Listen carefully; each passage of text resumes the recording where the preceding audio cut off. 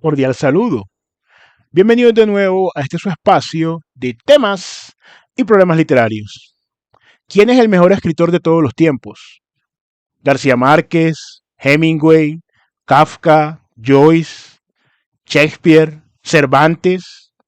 ¿Hay alguna manera más o menos objetiva o por lo menos intersubjetiva en la que pueda elaborarse un listado o un ranking de escritores ordenados pues de menor a mayor? Si existe, ¿en qué nos aporta a nosotros? ¿Cómo se podría elaborar? Bueno, de estos y otros asuntos vamos a conversar brevemente, como siempre, de una manera responsable y partiendo que es una hipótesis, ¿no? Que puede ser refutada y para el enriquecimiento de todos en el canal, no sin antes recordar que soy Sundiata Keita, escritor, miembro fundador del colectivo artístico Epísteme Colombia y su anfitrión en este su espacio. Esta cuestión relativa a los rankings de los escritores no es algo reciente, no es una moda de redes sociales, de hecho hace mucho tiempo que se viene haciendo y comprendemos que es un ejercicio bastante atractivo, bastante sugestivo, la posibilidad de ordenar conforme a una serie de parámetros que nosotros tengamos los mejores escritores y también es de alguna forma una prerrogativa que tiene el crítico literario, el escritor, el lector. Hasta allí yo creo que todos estaremos de acuerdo. Ahora, cuán vinculante es ese ranking y cuán beneficioso es lo que queremos conversar. Entonces, la primera situación que tenemos es que hay una gran dificultad para establecer de manera objetiva o de manera inclusive intersubjetiva a el mejor escritor de todos los tiempos, sencillamente por la gran cantidad de criterios que habría que abordar. Acá vamos a tratar algunos de una manera panorámica, pero al mismo tiempo muy concreta, de cuáles serían los criterios, ¿no? Por los cuales este escritor obtendría, por decirlo así, la medalla o el podio, ¿no? Que también hay que ver que la literatura como tal no es una competencia de atletismo, no hay un cronómetro, no hay un salto más alto. Entonces, igual esa tentación de hacer la lista de los 10, de los 5, de los 3 mejores escritores siempre va a subsistir y es legítima en gran medida.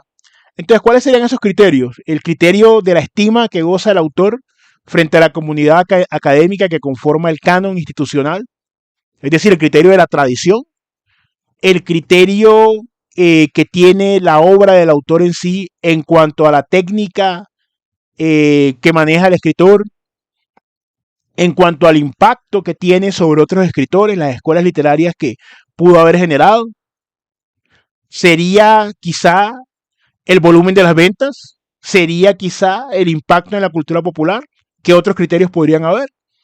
Entonces, para abordar este aspecto tendríamos que decir que por lo menos desde el punto de vista del prestigio académico, que goza de un respeto institucional, que hace parte del canon, está ponderado por la crítica, pero eso no necesariamente refleja una calidad de orden global, o como dicen los más ambiciosos, de orden universal.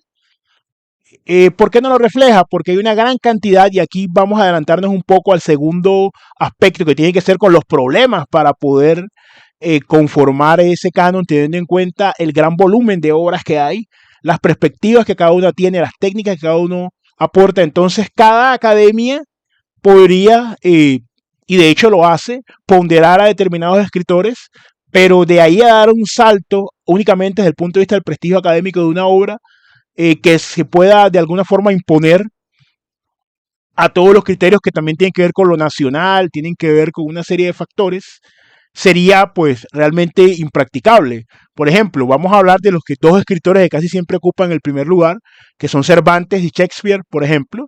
Digamos que son escritores que pueden gozar de esa presunción de ser el mejor escritor por un gran recorrido que han tenido, aunque hay tanto una postura que los pondera, que nos parece un reduccionismo literario, diciendo que, por ejemplo, con el Quijote se agota toda la literatura y todas sus posibilidades, como hay otras posturas que no tienen en cuenta lo que esa obra aporta. Lo mismo en el caso de Shakespeare, que era más un dramaturgo, es decir, pues también hay que ver las categorías, ese podría ser otro criterio, que no es lo mismo, bueno, el novelista, el dramaturgo, el poeta, hay que ver entonces también, cierto, desde la literatura, desde qué arista se está hablando.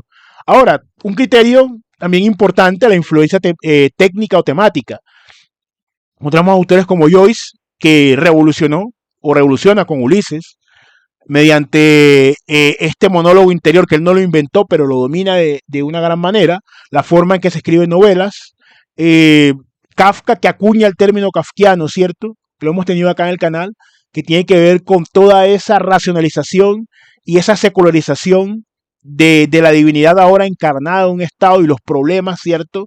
De aquella maquinaria invisible, ¿no? Contra la que el ciudadano se ve impotente, ¿no? Las transformaciones internas o no también del ciudadano. Tenemos también otros autores como Faulkner, ¿no?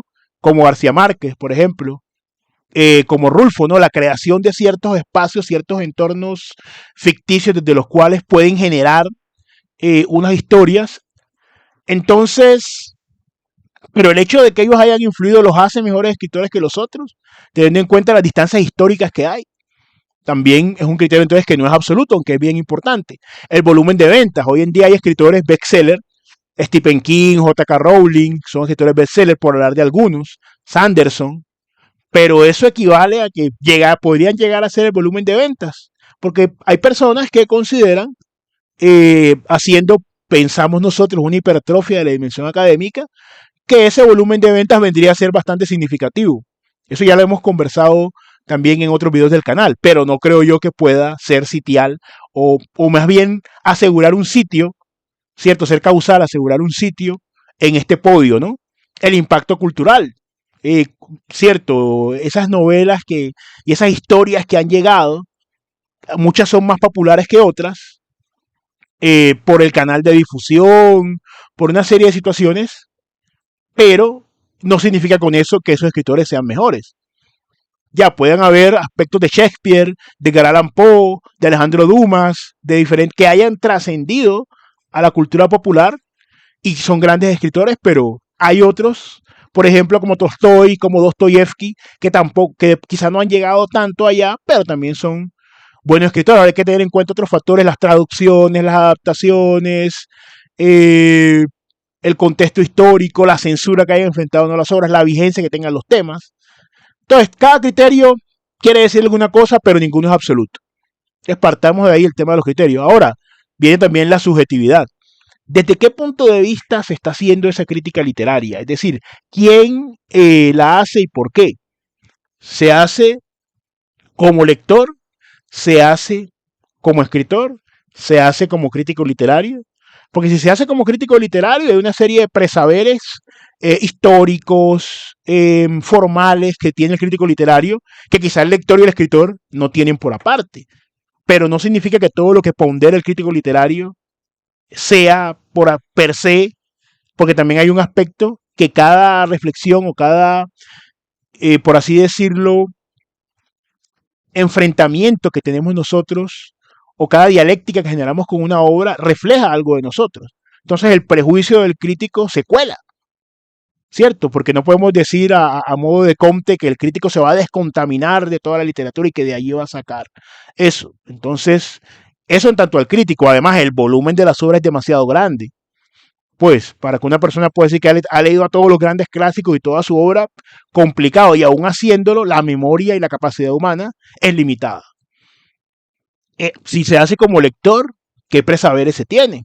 Que un lector puede tener muchos presaberes. Un lector puede quizá no haber estudiado crítica, literatura pura y ser crítico literario, pero puede haber leído mucho más que un crítico por circunstancias de su vida. Y puede tener un gran criterio. Pero igual le harían falta otros elementos. El escritor también. El escritor puede verlo en tanto y en cuanto se acerca a su estilo, a su técnica, a su temática, y eso también puede generar un sesgo. Entonces tenemos que tener en cuenta esas circunstancias, que no son excepcionales, sino que la subjetividad es un elemento que siempre va a estar. Y desde qué cultura, desde qué idioma, desde qué época se hace la lista, cómo va a reducir unos siglos y siglos de literatura a 10, a 15, a 5, a 3 nombres. Muy complicado. Entonces, para ir concluyendo, ¿vale la pena hacer el tipo de listas? Vale la pena, por supuesto. Hay que entender, sin embargo, que son aproximativas, que no son un veredicto, no son una sentencia en sí, irrevocable, inapelable, sino que son una oportunidad para repensar nuestras propias certezas literarias, para confrontar argumentos para descubrir, ¿por qué no?, escritores que no habíamos tenido en cuenta, que otros nos pueden sugerir como los mejores. Ese debate enriquece, no se trata de casarse con una posición o casarse con un autor, sino de ampliar la mirada. Pero, sin embargo, esta lista nunca va a ser definitiva, nunca va a poder legitimarse por encima de otras listas. Es importante entonces, como juego crítico, como un espejo de nosotros mismos, como una provocación quizá dentro del sano ámbito del debate, pero no es una lista definitiva en sí misma, ni lo va a poder ser. Es decir, va a poder ser un medio, pero no un fin en sí mismo. Ahora, con todas estas claridades establecidas, también nos gustaría saber, por ejemplo, en tu caso, ¿cierto? ¿Cuáles son, tú si piensas que estos listados se pueden hacer? En ese caso, ¿cuáles son tus 5 escritores favoritos? ¿Cuáles son tus 10 escritores favoritos? ¿Con qué criterios los elaboraste? ¿Cierto? Quisiéramos eso saberlo. Y como siempre, pues es un gusto compartir con ustedes este su espacio. No siendo más por el momento, nos veremos en un siguiente episodio de Epísteme Colombia Literatura.